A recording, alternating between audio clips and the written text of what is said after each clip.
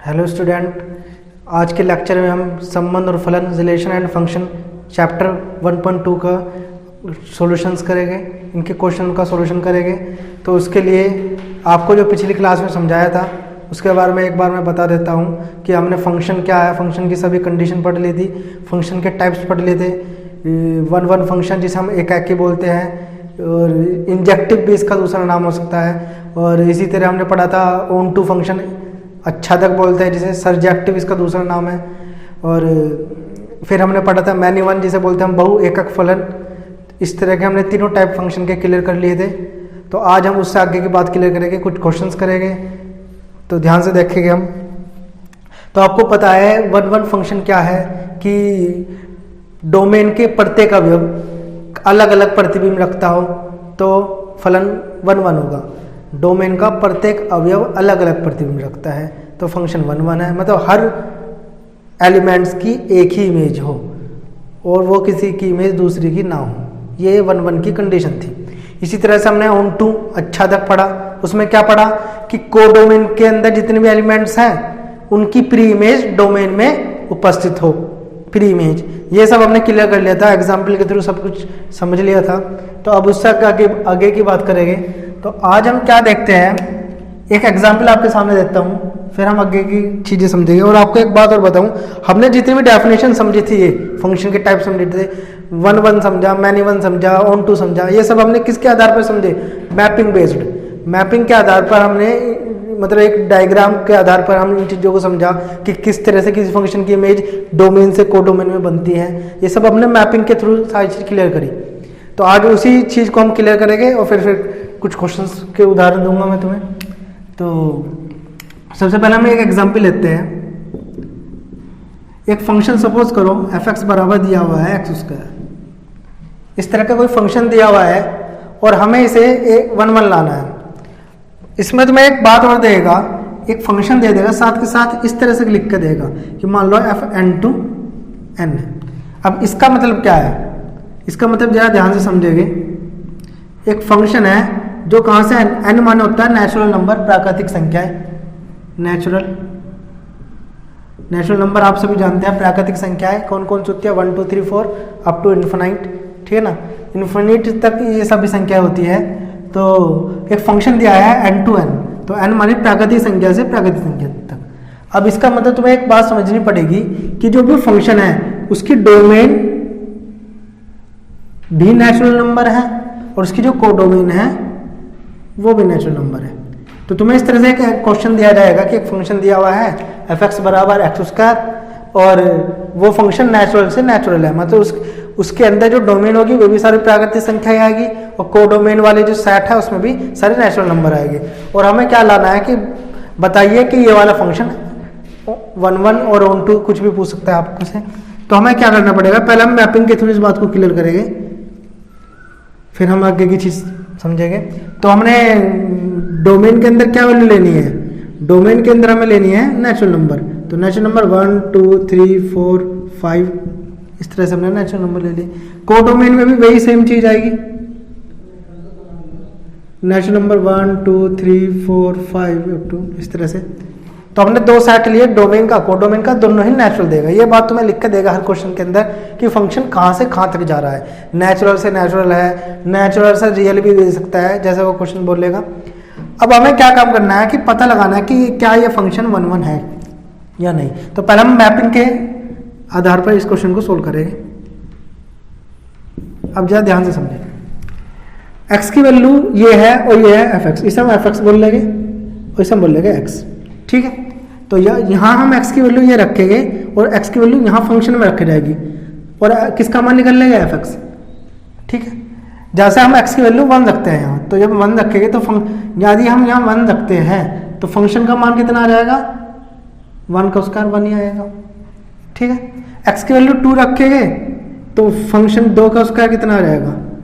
4, ठीक है। तो हमें x की वैल्यू रख के फंक्शन की वैल्यू जो निकालनी है वो उधर से ही इमेज बनाएगा। तो x की वैल्यू 1 रखने पर क्या बनेगा?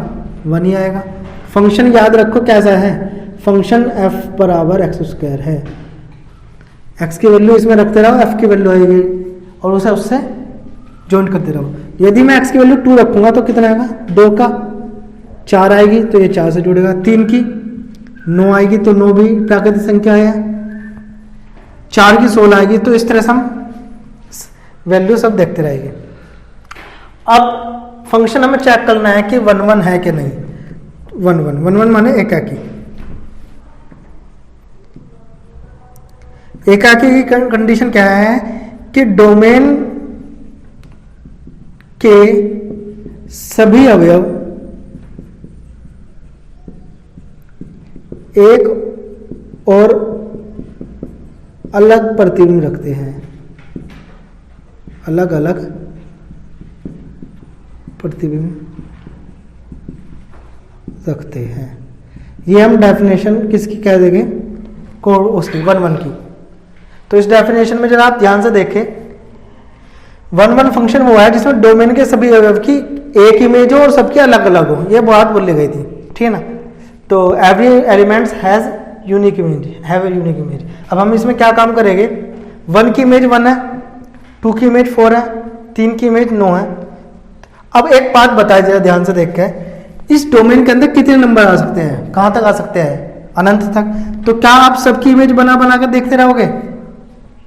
अगर आप इस फंक्शन के अंदर सबकी इमेज बार बार बनाकर देखोगे तो इसे हम मैपिंग के थ्रू फिर सही तरह से नहीं समझा पाएंगे, ठीक है। मेरे इस एग्जाम्पल को जो समझाने का मेन मोटिव ये है कि ये जो मैपिंग के थ्रू हमने सारी डेफिनेशन समझी है, हम किसी क्वेश्चन के अंदर यदि कोई फंक्शन अनलिमिटेड दे रखा है, इनफाइनाइट तक दे रखा है, तो उस फंक्शन के प्रत्येक अवयव की इमेज आप नहीं बना सकते।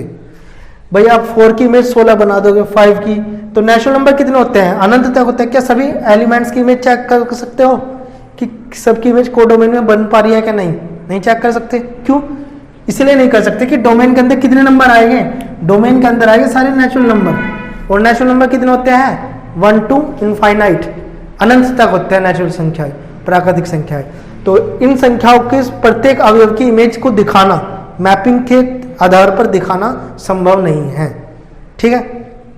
तो मेरा कहने का मतलब ये निकलेगा कि यदि इस टाइप का कोई फंक्शन दे देगा कि प्राकृतिक संख्या है, वास्तविक संख्याएं का कोई डोमेन है, तो ऐसी डोमेन के अंदर जितने भी एलिमेंट्स मौजूद होंगे सभी की हम प्री इमेज नहीं बना, सबकी इमेज नहीं बनाकर देख सकते।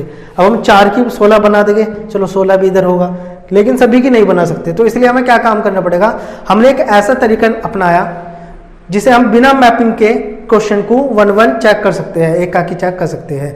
तो आज मैं तुम्हें वही तरीका समझाऊंगा कि किस तरीके से हम बिना मैपिंग के, बिना डायग्राम बनाकर किसी फंक्शन को 1 1 दिखा सकते हैं। वैसे हम यहाँ जितना हमने इस क्वेश्चन का डायग्राम बनाया है उतना हम चेक करें तो हमें सबकी इमेज अलग अलग बनती हुई दिखाई दे रही है। 1 की 1 ही आ रही है, 2 की 4 आई है, 3 की 9 आई है, 4 की 16 आई है, 5 की 25, ऐसी सभी एलिमेंट्स की इमेज बनती चली जाएगी और सब एलिमेंट अलग अलग इमेज रखेगा। इतना हमने अनुमान लगा लिया है, पर हम इस डायग्राम के अंदर सभी एलिमेंट की इमेज को दिखा नहीं सकते, दर्शा नहीं सकते चित्र के अंदर। क्यों? क्योंकि डोमेन के अंदर कितने अवयव आ रहे हैं, अनंत अवयव है। तो हमने एक ऐसा तरीका बनाया है जिस तरीके के आधार पर हम बिना डायग्राम बनाए, बिना मैपिंग के थ्रू हम उस क्वेश्चन को क्या कर सकते हैं, 1 1 दिखा सकते हैं। तो वो तरीका आप अब यहां समझे, ठीक है। सभी अवयव की इमेज नहीं बन सकती, ना हम दिखा सकते इस मैपिंग में। तो आप जरा एक चीज को ध्यान से समझेंगे।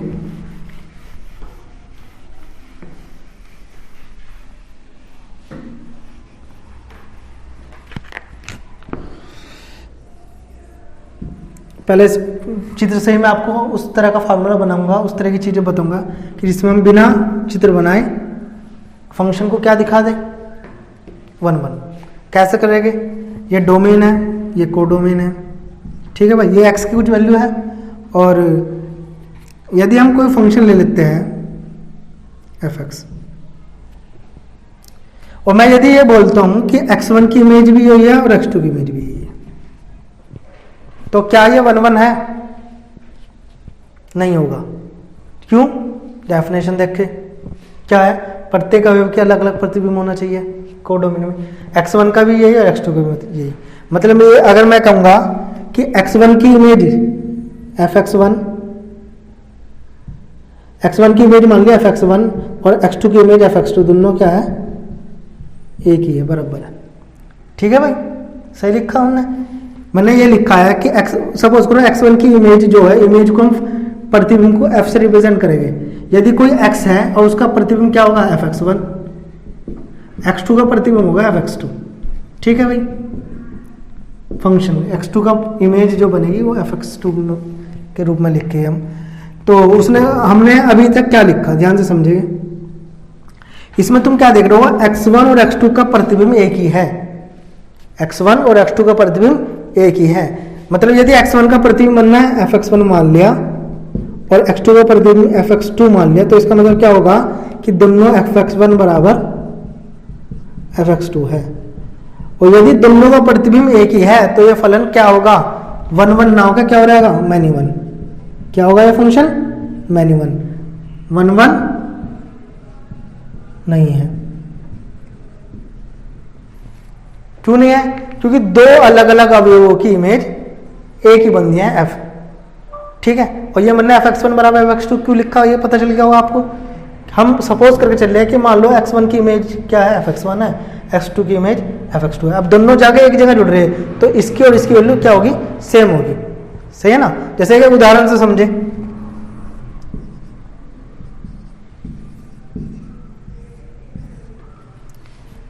हम क्या कहेंगे, 2 की इमेज भी 4 है माइनस 2 की इमेज भी 4 है। तो इसका मतलब क्या होगा कि यदि मैं इसकी वैल्यू निकाल लूंगा तो इन दोनों का मान बराबर है।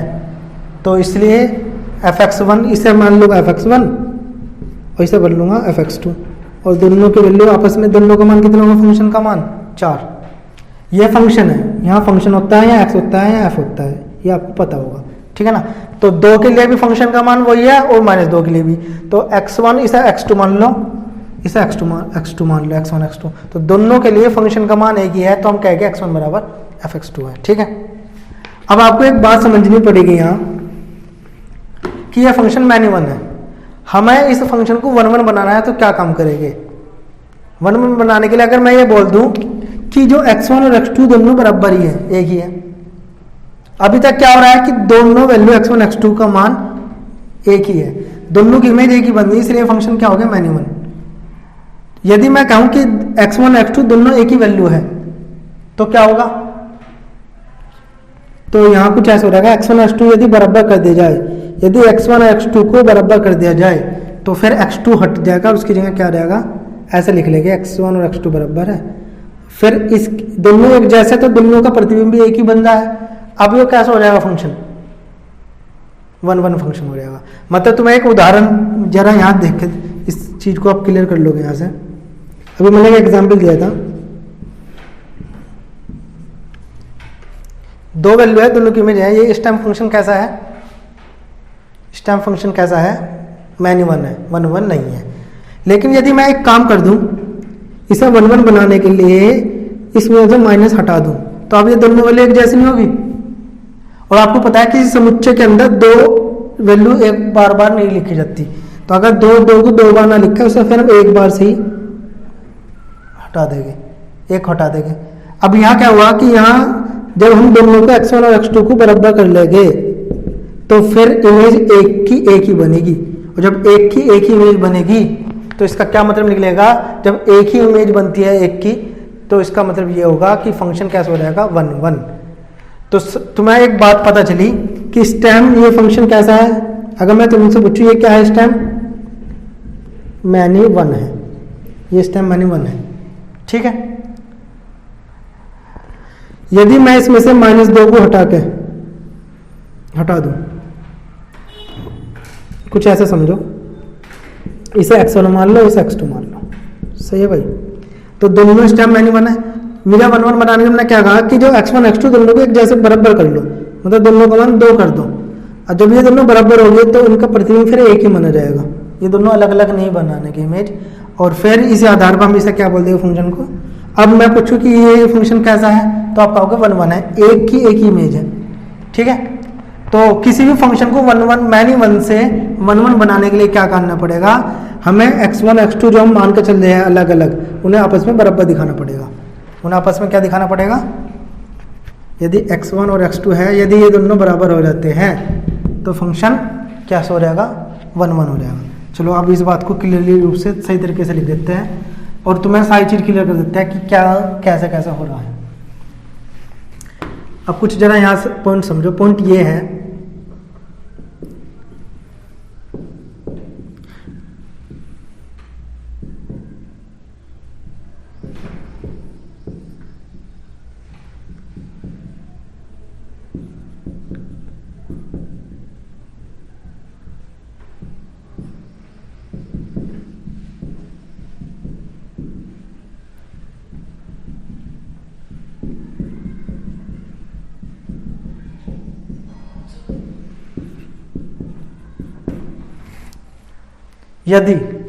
यदि किसी फंक्शन में ऐसा आपको दिख रहा है कि x1 की इमेज और x2 की इमेज दोनों क्या है, बराबर है। x1 की इमेज को हमने fx1 मान लिया और x2 की इमेज को हमने मान लिया fx2 और दोनों का मान क्या है, आपस में बराबर है। fx1 बराबर fx2।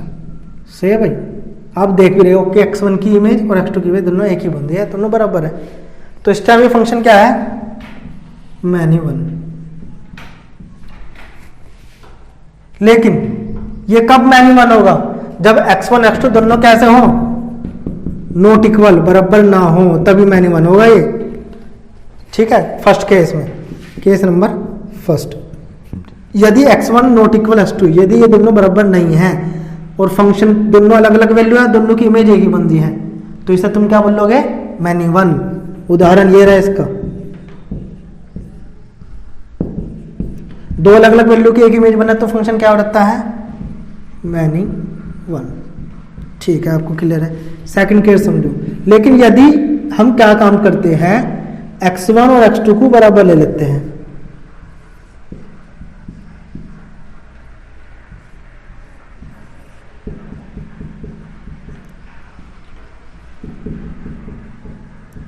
x1 x2 को बराबर ले लेता है, यदि दोनों वैल्यू बराबर है तो इसका क्या मतलब लिख लेगा कि दोनों एक ही है, और एक ही है तो फिर इसका उदाहरण कुछ ऐसा बनेगा, सीधा ही ऐसा, ये दोनों अलग अलग ना होकर एक बार लिखा जाएगा और इस केस में ये फंक्शन कैसे हो जाएगा, 1 1। ठीक है, तो आपको एक नियम सूत्र लिखा रहा हूं, रूल है एक, मेन रूल ये है, यदि fx1 बराबर x2 है, fx1 बराबर x2 है, एक मिनट इसे हम ऊपर लिख लेते हैं, यहां ध्यान से देखो,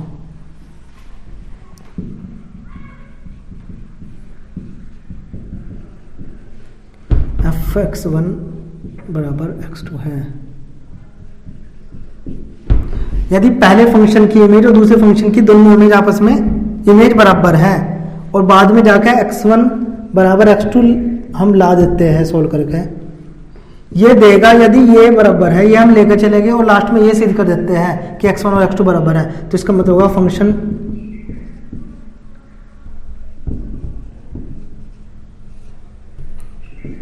एक है कि 1 1 है।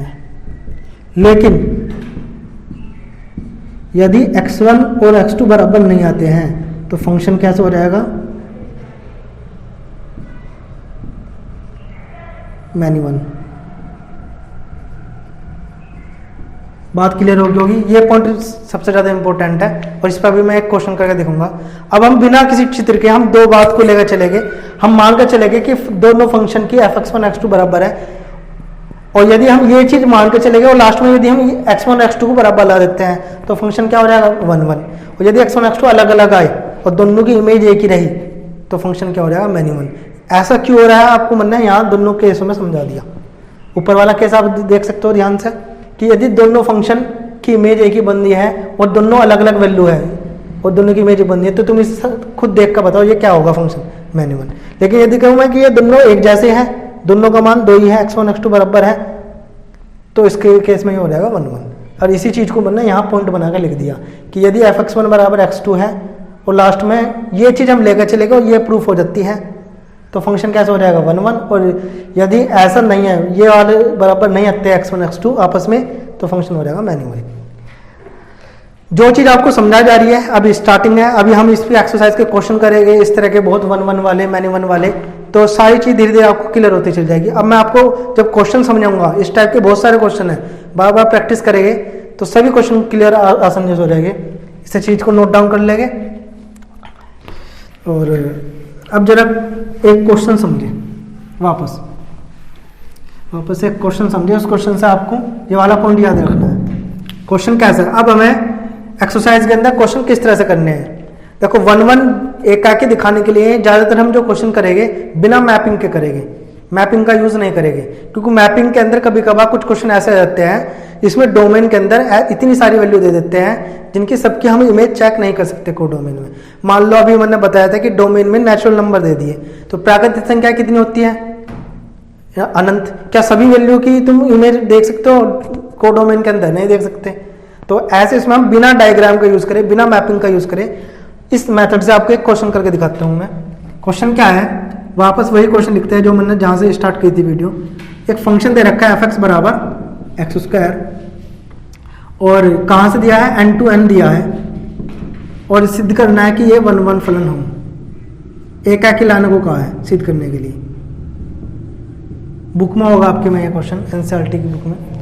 एक फंक्शन दिया है, नेचुरल से नेचुरल दिया है, और 1-1 लाने को कहा है। सिद्ध करो कि फलन करो कि f(1-1) है, एकाकी है, ये लाना है। तो क्वेश्चन को देखो कैसे करना है।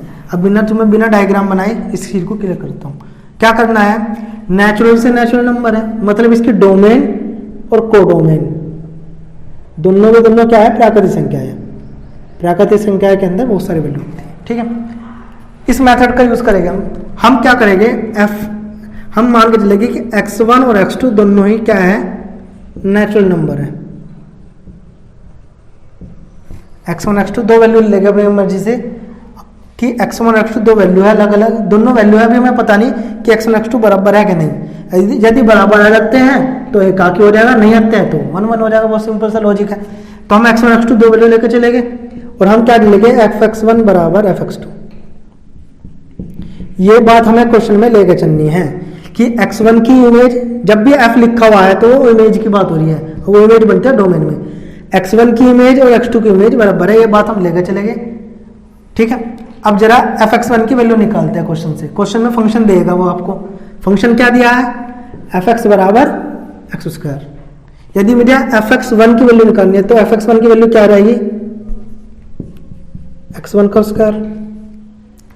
f(x2) की वैल्यू निकालनी है तो x की जगह यहाँ x2 रख दो, तो ये आ रही x2 का स्क्वायर। समझ में आया क्या हुआ भाई? बहुत सिंपल सा लॉजिक है। एक फंक्शन दिया था आपको, ये रहा f(x), ये फंक्शन दिया था। यहाँ से तुम्हें x1 की वैल्यू चाहिए तो x की जगह क्या रख दो, x1 रख दो दोनों साइड में। तो यहाँ से x1 रख दिया और इधर भी x1 रख दिया, तो f(x1) का मान आ गया x1 स्क्वायर। इसी तरह से अब हमने x की जगह x2 रख दो इसी में ऊपर। तो यदि हम x की जगह x2 रखेंगे तो ये हो जाएगा x2 का स्क्वायर, ठीक है। तो ये वैल्यू आपको आराम से निकाल लेनी है, इसके लिए ये काम करने की जरूरत नहीं है। आप बस यहाँ से क्वेश्चन में वैल्यू पुट कर देंगे।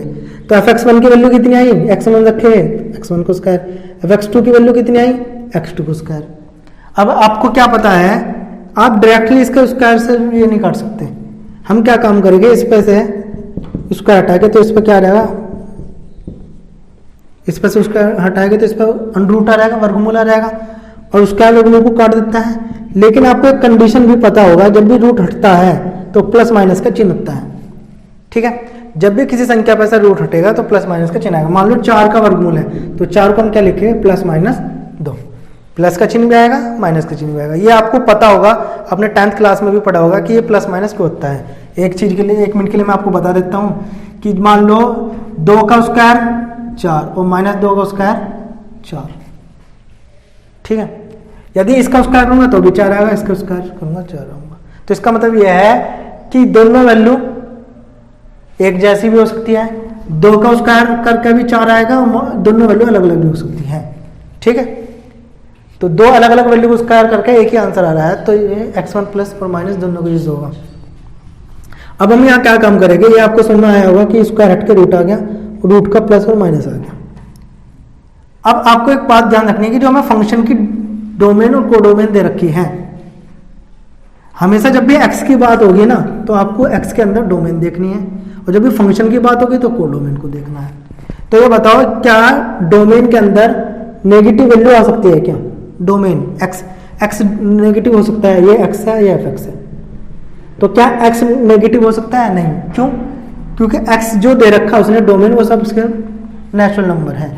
तो लिखो x की सभी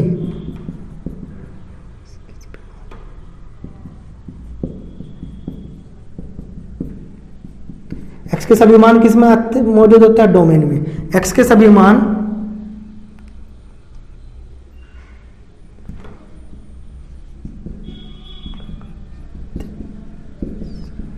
प्राकृतिक संख्याएं हैं, ठीक है। x के सभी मान प्राकृतिक संख्या है, जितनी भी वैल्यू है वो सब नेचुरल नंबर है, और नेचुरल नंबर माइनस की तो हो नहीं सकती, तो हम माइनस वाले इसलिए माइनस को छोड़ने पर, माइनस नहीं आने का इसमें, जब हम माइनस को छोड़ देंगे तो क्या बचेगा? x1 प्लस x2, मतलब x1 बराबर क्या गया है? x2, ये आपस में बराबर है। यदि हम माइनस लेते तो फिर हमारा एक केस और बनता माइनस वाला, अब ये बराबर नहीं होते, लेकिन माइनस नहीं लेना। क्यों नहीं लेना? क्योंकि नेचुरल नंबर की बात कर रहा है। तो अब x1 और x2 क्या हो गया? आपस में बराबर है। अब जरा कंडीशन देखो, यदि fx1 बराबर fx2 हम लेकर चलते हैं और सोल्व करने पर ये आ जाता है x1 और x2 बराबर आ जाते हैं, तो इसका मतलब होगा फंक्शन क्या है? 1 1। और बराबर नहीं आते हैं तो फंक्शन क्या होगा? मैनी 1।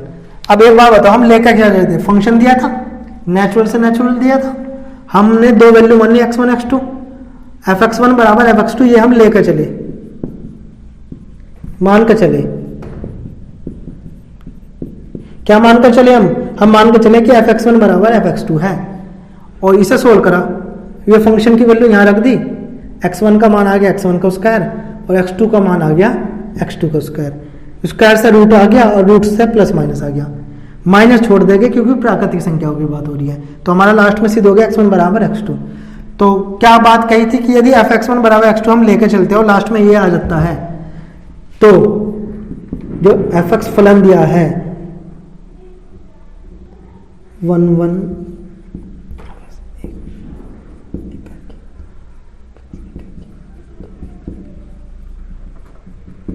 तो fx कैसे सिद्ध हो जाएगा? एकाकी फलन। ठीक है, तो अभी अपने जो ये क्वेश्चन करा इसमें हमने बिना किसी मैपिंग के, बिना किसी डायग्राम के इस चीज को प्रूफ कर दिया है कि फंक्शन 1 1 है। तो आप इसी आधार पर अपने एक्सरसाइज के अगले क्वेश्चन करके देख सकते हैं, ठीक है ना। बहुत सारे क्वेश्चन दिए गए हैं 1 1 करने के, आपको केवल 1 1 करना सीखना है। नेक्स्ट वीडियो में मैं ऑन टू का मेथड बताऊंगा, ऑन टू कैसे सिद्ध करके लाएंगे हम, ठीक है। तो उसके लिए आप जरा यहाँ ध्यान से समझ लें सारी चीजें जो बताई गई है। जो चीज़ नहीं समझ में आ रही है वो वीडियो को पॉज करके या वीडियो को रिपीट कर दे, रिपीट करके दोबारा से पढ़ देख सकते हैं, ठीक है। तो आज की क्लास को हम यहीं फिनिश करते हैं, ठीक है। Thank you very much.